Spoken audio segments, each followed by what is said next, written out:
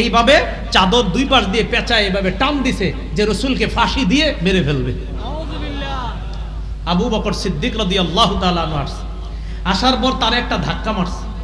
ধাক্কা মেরে আবু বকর সিদ্দিক রাদিয়াল্লাহু তাআলা আনহু বললেন, আতাকতুলুনা রাজুলান আইয়াকুলা রাব্বি আল্লাহ ওয়াকাদ জাআকুম বিল বাইয়িনাতি মির রাব্বিকুম। একটা মানুষকে কি এই কারণে তোমরা হত্যা করবা যে ব্যক্তি বলে আমার রব হলেন আল্লাহ, রব্বি আল্লাহ, যে ব্যক্তি বলে আমার রব হলো আল্লাহ, ওয়াকাদ জাআকুম বিল বাইয়িনাতি মির রাব্বিকুম, আর তিনি এই রব যে আল্লাহ এটার সপক্ষে তোমাদের কাছে প্রমাণ আদিও পেশ করেছে, এগুলা নিয়ে উপস্থিত হয়েছে, এরপরেও কি লোকটাকে তোমরা হত্যা করবা? এইভাবে আবু বকর সিদ্দিক তাকে সরায়া দিয়েছে। আমি আপনাদের কাছে জানতে চাই, এইভাবে আমার নবীর গলার মধ্যে চাদর পেঁচায় দুই দিক থেকে টান দেওয়া, এটা কি সন্ত্রাসী কিনা? আবু জাহেল ওর ওটের নারী বুড়ি আইনা আল্লাহ রসুলের কাঁধের উপরে দেওয়া, এটা সন্ত্রাসী কিনা?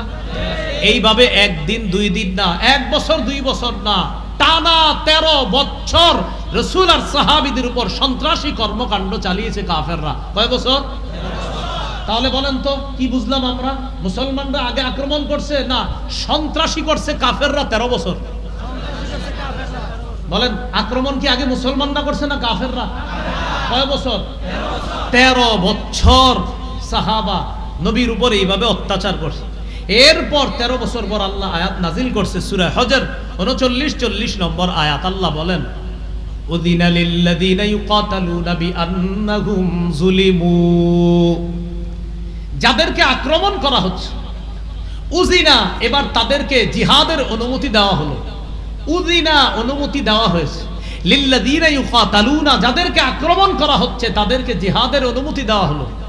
কেন? বিআন্নাহুম যুলিমু, তাদেরকে জুলুম করা হয়েছে, তারা মাজলুম। এই তারা কারা? নবী আর সাহাবায়ে কেরাম। কত বছর? 13 বছর। কত বছর? 13 বছর। এইভাবে আপনি পাশের এলাকার লোকটারে বুঝান, বুঝায় বলেন, কাকা এই 13 বছর যে কাজগুলো করছে ঠিক হয়েছে? তখন বলবে না এগুলো তো অন্যায় হয়েছে, আবু জাহেল তো কামগুলো ঠিক করে নাই। তখন আপনি বলবেন এরপর আল্লাহ 13 বছর পর জিহাদের বিধান দিয়েছে এই সন্ত্রাস নামক অপবিত্রতা দূর করার জন্য। পবিত্র জিহাদ আল্লাহ দিয়েছেন 13 বছরের অপবিত্রতা যেন দূর করে, তখন আল্লাহ জিহাদের বিধান দিয়েছে। তাহলে অপবিত্র সন্ত্রাসগিরি কয় বছর করছে কাফেররা? এরপরে জিহাদের বিধান দিয়েছে। এইভাবে আপনি এটা পার্সোনালি বুঝাইতে হবে। আগে মুখ দিয়ে স্বীকার করাইবেন, কাকা বলেন আবু জাহেল কামটা ঠিক করছে? তো বলবে না। বলেন উকবাই কাজটা ঠিক করছে? বলবেন না। তখন জিজ্ঞেস করবেন ওনারে, বলেন তো কি করা দরকার? বলবে আরে আমি থাকলে তো ওর খবর আছিল, বলবে উনি। তাহলে বলবে হ্যাঁ এই 13 বছর শুধু সহ্য করছে, এরপর আল্লাহ বিধান দিছে। সাহাবাদের মন চাইছে কিছু করতে, করে নাই। কেন? আল্লাহ বলে নাই। 13 বছর পর উযিনা, তখন আল্লাহর পক্ষ থেকে অনুমতি দেওয়া হয়েছে। পরের আয়াতে আল্লাহ বলে সূরা হজর 40 নম্বর আয়াত, তারা কারা যাদেরকে আক্রমণ করা হয়েছে? আল্লাযীনা উখরিজু মিন দিয়ারিহিম বিগাইরি হাক্কিন ইল্লা আইয়াকুলু রাব্বুনাল্লাহ, যাদেরকে তাদের ঘর থেকে বের করে দেওয়া হয়েছে অন্যায়ভাবে। তাদের অন্যায়টা কি? বলার পরে নাউজুবিল্লাহ পড়বেন। তাদের অন্যায় হলো তারা এটা বলতো আমাদের রব হলো আল্লাহ। আল্লাহকে রব বলাটা কাফেররা অন্যায় হিসেবে সাব্যস্ত করছে। নাউজুবিল্লাহ, না আল্লাহ আমার রব, এটা হলো অন্যায় তাদের। যে তোমরা আল্লাহর রব বলবা, আল্লাহ কয় তারা বলতো আমাদের রব আল্লাহ। কাফেররা এটাকে অপরাধ সাব্যস্ত করে তাদেরকে মক্কা থেকে বের করে দিয়েছে। এবার আল্লাহ বলেন, ওয়ালাউলা দাফউল্লাহিন নাস বা'দাহুম বিবা'দিল্লাহ হুদ্দিমাত সাওয়ামি'ু ওয়া বি'উ ওয়া সালাওয়াতু ওয়া মাসাজিদু ইউযকারু ফীহা ইসমুল্লাহি কাসীরা।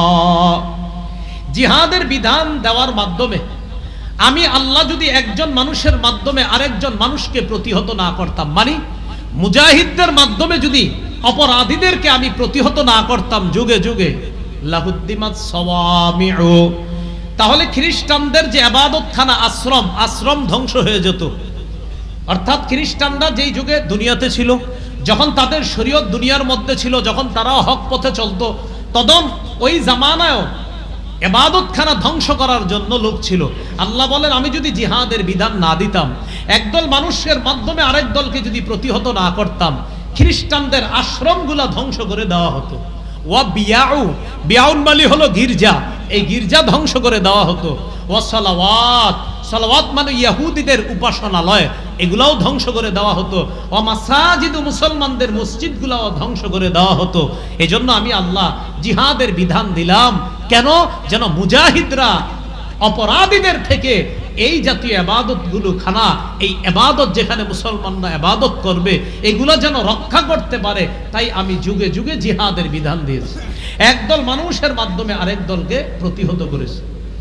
তো বলছিলাম আল্লাহ পাক রব্বুল আলামিন ওই যে পবিত্র কোরআনে বলে, তুসিরুনা ইলাইহিম বিল মাওয়াদ্দা ওয়া আনা আ'লামু বিমা আখফাইতুম ওয়া মা আ'লানতুম ওয়া মান ইয়াফআলহু মিনকুম ফাকাদ দাল্লা সাওয়াআস সাবিল ইয়াসকাফুকুম ইয়াকুনু লাকুম আ'দাআ।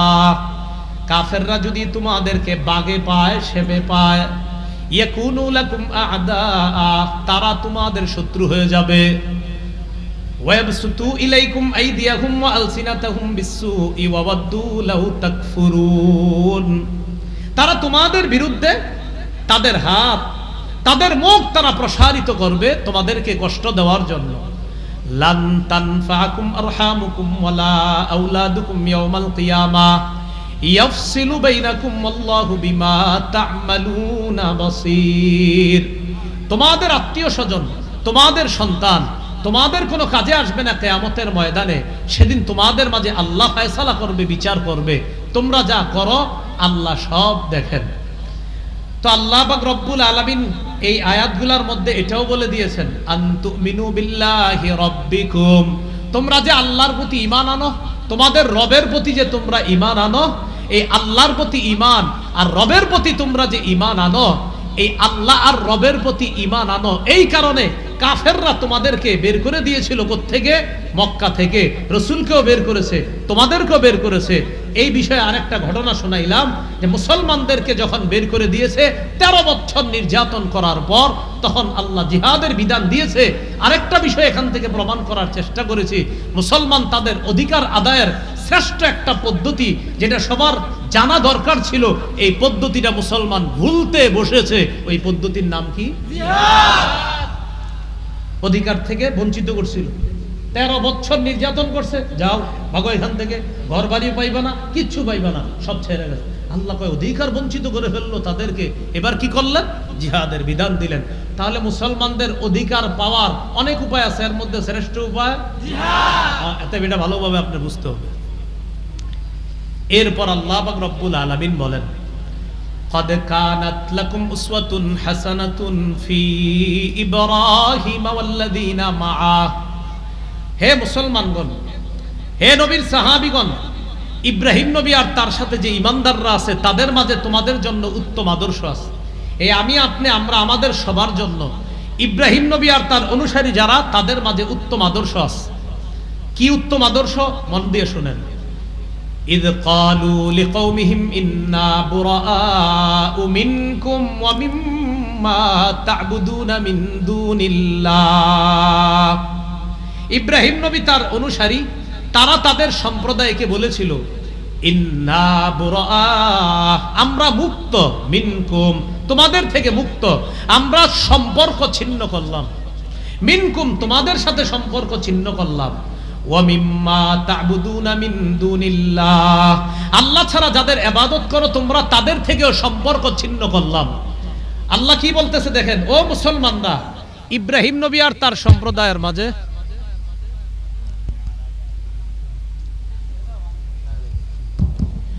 আল্লাহ পাক রব্বুল আলামিন বলেন, ও মুসলমানরা, ইব্রাহিম নবী আর তার সম্প্রদায়ের মাঝে, ইব্রাহিম নবী আর তার সাথে যারা ঈমানদার তাদের মাঝে তোমাদের জন্য আদর্শ আছে। কয় কিসের মাঝে? কয় যখন তারা তাদের সম্প্রদায়কে বলেছিল, হে আমাদের সম্প্রদায়, ইন্না বুরাআউ মিনকুম ওয়া মিম্মা তা'বুদুনা মিন দুনিল্লাহ, আমরা তোমাদের সাথে সম্পর্ক ছিন্ন করলাম, তোমরা যাদের ইবাদত করো আল্লাহ ছাড়া তাদের থেকেও সম্পর্ক ছিন্ন করলাম। আচ্ছা আবার বুঝেন তো কি বলছে আল্লাহ, তোমাদের জন্য আদর্শ আছে। এই কথায় কোন কথা? ইব্রাহিম নবী আর তার জাতি, ইব্রাহিম নবীর সাথে ঈমানদাররা তাদের সম্প্রদায়কে বলছে, হে আমাদের সম্প্রদায়, আমরা তোমাদের থেকে সম্পর্ক ছিন্ন করলাম, তোমরা আল্লাহ ছাড়া যাদের ইবাদত করো তাদের থেকেও সম্পর্ক ছিন্ন করলাম। আল্লাহ কয় এই কথায় তোমাদের জন্য আদর্শ আছে।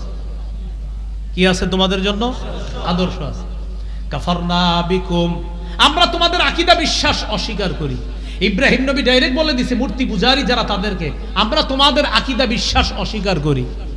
ওয়াবাদা বাইনানা ওয়া বাইনাকুমুল আদাওয়াতু ওয়াল বাগদাউ আবাদা, আমাদের মাঝে আর তোমাদের মাঝে শত্রুতা এবং বিদ্বেষ আবাদা চিরকালের জন্য প্রকাশ হয়ে গেছে।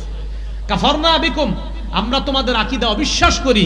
ওয়াবাদা বাইনানা ওয়া বাইনাকুম, আমাদের মাঝে আর তোমাদের মাঝে স্পষ্ট হয়ে গেছে আল আদাওয়াত শত্রুতা, ওয়াল বাগদা বিদ্বেষ আবাদান চিরকালের জন্য। বেঈমানদেরকে মুসলমানরা এই কথা বলা, ও বেঈমানরা শোনো, তোমাদের সাথে কোনো সম্পর্ক নাই, তোমরা যাদের ইবাদত করো তাদের সাথে আমাদের কোনো সম্পর্ক নাই, তোমাদের আকীদা বিশ্বাস আমরা অস্বীকার করি, আমাদের মাঝে আর তোমাদের মাঝে শত্রুতাও স্পষ্ট, বিদ্বেষ স্পষ্ট, তোমাদের সাথে আমাদের সাথে শত্রুতা চলবে, বিদ্বেষ চলবে কতদিন জানো? হাত্তা তুমিনু বিল্লাহি ওয়াহদা, যতদিন এক আল্লাহকে আল্লাহ বলে না মানবা, যতদিন এক আল্লাহকে আল্লাহ বলে না মানবা। এই কথায় অনেক শিক্ষা, তাওহীদের শিক্ষা, যে তাওহীদবাদীরা ইমানদাররা, তাওহীদবাদীরা ইমানদাররা বিশ্বাসীরা অবিশ্বাসীদেরকে এই কথা বলা। ইব্রাহিম নবী যেমন বলেছিল তোমাদের সাথে আমাদের কোনো সম্পর্ক নাই, তোমরা যাদের ইবাদত করো তাদের সাথে আমাদের কোনো সম্পর্ক নাই, তোমাদের সাথে আমাদের সাথে শত্রুতা বিদ্বেষ চলবে আবাদা চিরকালের জন্য। কতদিন? হাত্তা তুমিনু বিল্লাহি ওয়াহদা, যতদিন এক আল্লাহকে আল্লাহ বলে বিশ্বাস না করবা।